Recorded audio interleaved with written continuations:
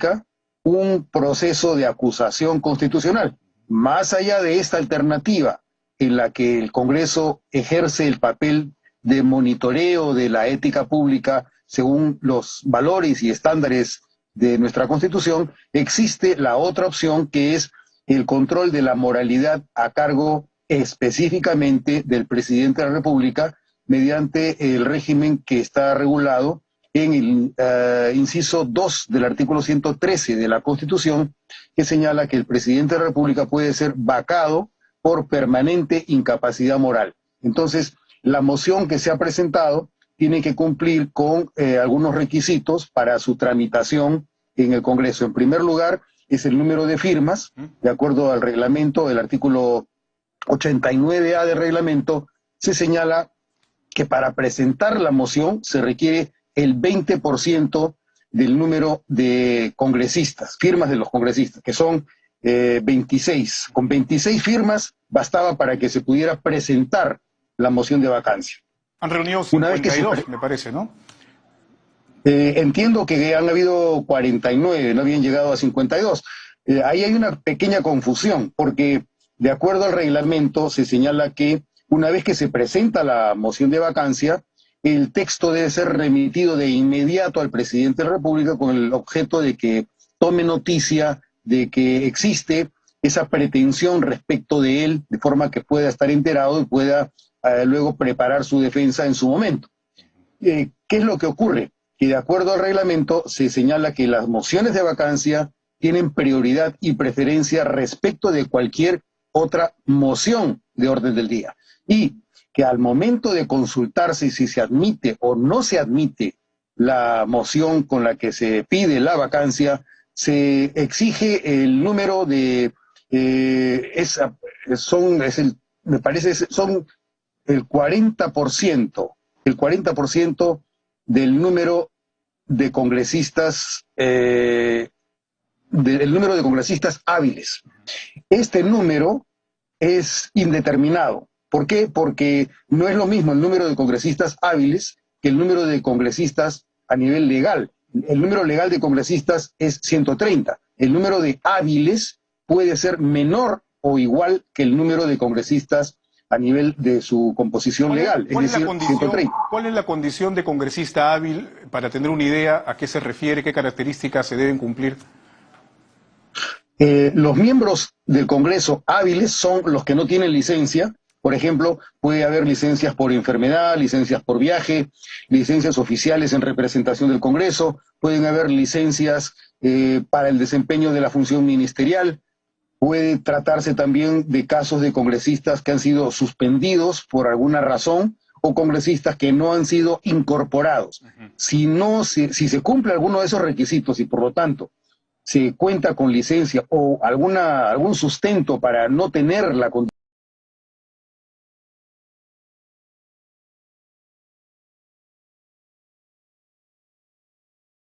el número es incierto. A ver, entonces, para entenderlos hasta este punto, se han reunido las firmas correspondientes para poder presentar esta moción de vacancia. Lo que toca ahora como segundo paso es, anunciar... Consultar la admisión. Consultar la admisión en el Pleno. ¿Esto se tiene que dar en cuánto tiempo? No hay un plazo, pero debe tener prioridad. Por ejemplo, si para mañana se ha citado a sesión del Consejo Directivo y el Consejo Directivo tiene la atribución de definir el contenido de la agenda de las sesiones, cabe que mañana mismo se acuerde, a partir de la prioridad y preferencia que le otorga el reglamento del Congreso a las mociones de vacancia, cabe que se acuerde que este mismo día jueves, que es para cuando se ha citado a Pleno, el Pleno se aboque a esa materia y resuelva la admisión. Como digo, para la admisión se requiere el 40% del número de hábiles, no del número legal. Ahora, luego de esa admisión, si es que se diera, ¿cuál es el siguiente paso? Bueno, si se diera la admisión, lo que debe ocurrir enseguida es la fijación de la fecha en la que se va a convocar en una audiencia al presidente de la República para que defienda su posición frente al Pleno del Congreso en un plazo que, de acuerdo al reglamento, no debe ser menor a los 4 días ni mayor a los 10 días después de haberse acordado la admisión, si es que se acuerda la admisión. Como sabemos, ha habido un proceso previo en el que se consultó la admisión y la admisión no prosperó precisamente porque faltaba el número de votos necesario para que esta admisión se apruebe. Entonces, una vez que se haya aprobado la admisión, el siguiente paso será la audiencia a la que tendrá que concurrir el presidente de la República, el mismo que tiene la facilidad, la facultad, la atribución, la opción de concurrir con un abogado para que lo apoye en el ejercicio de su defensa. ¿Debe ir de todas maneras ante el Pleno del Congreso el presidente o puede simplemente enviar a su abogado para que pueda responder los cuestionamientos, las preguntas ante el Pleno? En principio, no existe una disposición expresa que obligue o exija al presidente de la República a que concurra voluntariamente, porque es parte de lo que se considera el ejercicio de su defensa. Lo moralmente correcto, lo constitucionalmente esperable, deseable, es cumplir con el estándar de que tú vayas personalmente y te hagas cargo de los cargos que se te imputan. Entonces, sería desdoroso para el presidente de la República que él dé un paso al costado y deje que quien lo defenda sea solamente su abogado, porque él no tiene cara para enfrentar las posiciones o los argumentos que se le han comunicado a través de la moción de su vacancia. Ahora, ¿qué pasa luego de esta comparecencia, por decirlo de alguna manera, del presidente ante el Congreso, ante el Pleno del Congreso de la República en este debate? ¿Qué sigue luego de eso? ¿Se convoca a un nuevo Pleno para finalmente tomar una decisión? ¿Cómo funciona este procedimiento? Bueno, lo siguiente, una vez que se haya acordado que el presidente vaya, el presidente va, se inicia el debate.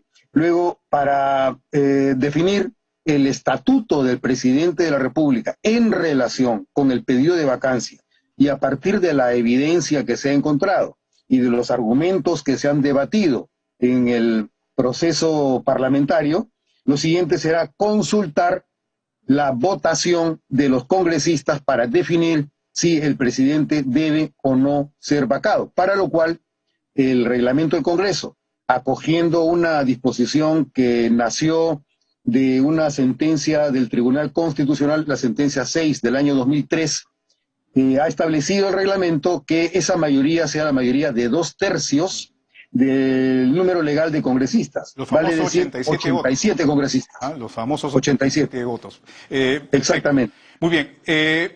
Señor Delgado Guembes, se nos está acabando un poco el tiempo, pero ha quedado bastante claro todo este procedimiento, este camino que se debe seguir desde la presentación misma de la moción de vacancia.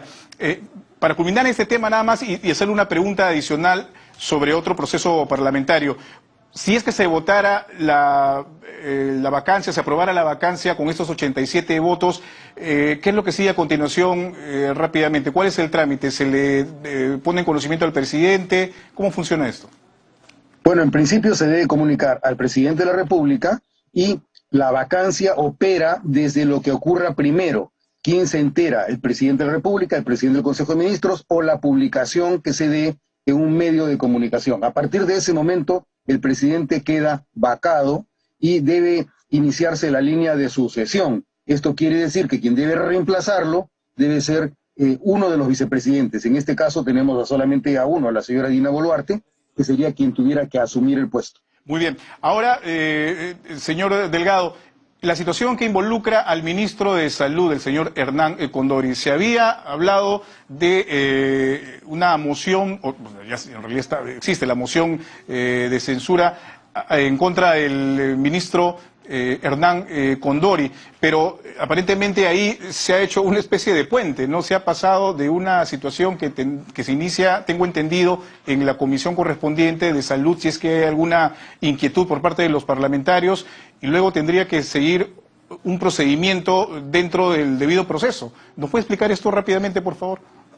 Bueno, en principio, de acuerdo al reglamento, las censuras no proceden a menos que se hayan cumplido con los requisitos que señala el reglamento. En el artículo 86, inciso A, se señala que la moción de censura, para que se pueda presentar previamente, tiene que suponer que el ministro ha sido interpelado, ha sido invitado, ha concurrido voluntariamente o ha sido omiso a una situación que le haya hecho el Congreso. Si esos requisitos no se han cumplido, la moción de censura no es procedente. Por lo tanto, si se ha presentado una moción de censura sin que se cumplan estos requisitos, debiera, de acuerdo al reglamento del Congreso, declararse improcedente la moción de censura. No existe censura directa. También... No. Bueno, en el Perú ha existido ese procedimiento hasta el año 1995, cuando se aprueba el reglamento del Congreso. Hasta ese entonces el Congreso podía censurar a su solo criterio a los ministros que les pareciera, sin que sea un requisito previo el que los ministros hayan sido interpelados, invitados, concurran voluntariamente o hayan sido renuentes a concurrir cuando han sido citados. Pero, de acuerdo al reglamento actual, que es de julio del año 1995, sí existe este condicionamiento, como repito, en el inciso A del artículo 86 del reglamento del Congreso. Y ya para finalizar, ¿cómo se explica entonces que el Congreso de la República haya pretendido, según lo que usted señala, que se debe seguir una línea, digamos, de procedimientos, haya impulsado esta moción de censura y la ha anunciado incluso desde hace varios días? Bueno, es un procedimiento que están aprendiendo a realizar los congresistas. Lamentablemente ahí estamos viendo una vez más el apresuramiento con el que se patrocinó en el periodo 2016-2019 la necesidad de que los congresistas sean irreelegibles. En la inexperiencia es donde están aprendiendo y de ahí nos están llevando también a pasos agigantados hacia nuestro propio colapso institucional. Ese es el problema de no contar con congresistas experimentados, con experiencia, con conocimientos sobre nuestra Constitución y sobre nuestras prácticas parlamentarias, lamentablemente. Claro. Bueno, también están ahí el tema de los asesores, pues no hay también un grupo de personas que orientan a los congresistas. Sí, puede ser, Jorge, puede ser, pero mira, a los asesores no son elegidos por el pueblo, a quienes se los elige es a los congresistas, y los congresistas, si quieren tener un mínimo de competencias, por lo menos tienen que aprender a saber elegir a sus asesores, y lamentablemente tú no encuentras asesores en procesos parlamentarios en la calle. Ese es un oficio que tú lo tienes que aprender dentro del Congreso. ¿Dónde vas a encontrar en la calle gente que te explique cómo funciona el Congreso? ¿Qué profesional sabe eso a menos que tenga experiencia? No hay muchos. Efectivamente, y por eso acudimos a usted en esta entrevista a don César Delgado Guembes para que nos haya explicado todos estos procesos parlamentarios. Muchísimas gracias por haber estado con nosotros. Que tenga buenas tardes. Con el mayor gusto, Jorge. Buenas tardes. Hasta luego. Muchas gracias. Son las 3 de la tarde con 59 minutos, amigos. Vamos a hacer una pausa y volvemos con más.